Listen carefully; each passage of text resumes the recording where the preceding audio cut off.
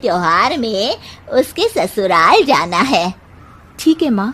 अरे ठीक तो है, लेकिन एक काम कर लेना, उसके सास ससुर से लेकर पूरे खानदान के कपड़े मिठाइयाँ सब ले आना, और हो सके तो रीना के लिए छोटे से कान में पहनने के बूंदे भी। और क्या है ना, शादी में उसे सारी बड़ी बड़ी कान की ज्वेलरी दी थी, घर में पहनने के लिए तो उसके पास कुछ भी नहीं है। शिवानी सोच में पड़ जाती है कि वो क्या करे, क्योंकि कर्जों और घर के खर्चों के बाद तो पैसे बचते ही नहीं थे। शिवानी फिर अपने पिता को फोन करती है और उनसे पैसे मांगती है। देखो शिवानी, मैंने तुम्हें शादी के वक्त ही मना किया था कि ऐसे घर में शादी करनी ही नहीं चाहिए। अरे अभिषेक को शर्म आनी चाहिए जो ससुराल से पैसे मंगवा रहा है। शिवानी को पिता की बात पर गुस्सा आ जाता है। आप मेरे पिताजी हैं और मैं परेशान थी इसलिए आपसे मदद की उम्मीद की पापा। अभिषेक को तो पता भी नहीं है कि मैंने आपसे पैसे मांगे हैं। शिवानी सोचती है कि वो अभिषेक से बात करे, लेकिन फिर उसे लगता है कि वो टेंशन ले लेगा। तभी शिवानी की नजर हाथ के कंगन पर पड़ती है।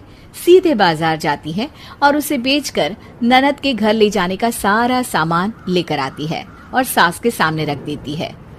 हाँ ठीक है, लेकिन फल थोड़े और अच्छी क्वालिटी के होने चाहिए थे। शिवानी कुछ नहीं कहती, वहां से चली जाती है। एक दिन शिवानी, रीना का फोन आया था, बहुत रो रही थी। क्यों माँ, क्या हुआ? सब ठीक तो है ना उसके ससुराल में? अरे तूने तो उसकी नाक ही कटवा दी। अब मैंने क्या कर दिया माँ?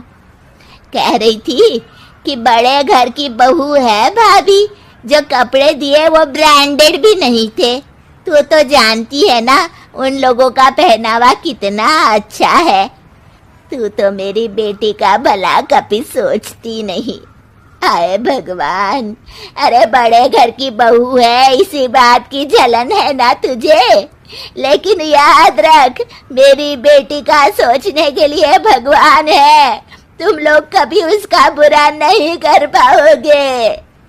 अब शिवानी के मन में सवाल था कि क्या ईश्वर सिर्फ रीना के साथ है, उसके साथ नहीं?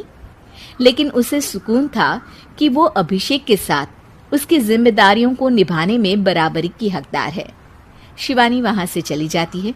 वो सास से कुछ नहीं कहती, क्योंकि अमीर घर की बहू बनकर रीना को भले ही सुकून ना हो, लेकिन गरीब घर की बहू बनकर शिवानी खुश है, क्योंकि खुशी पैसों से नहीं परिस्थितियों पर निर्भर करती है।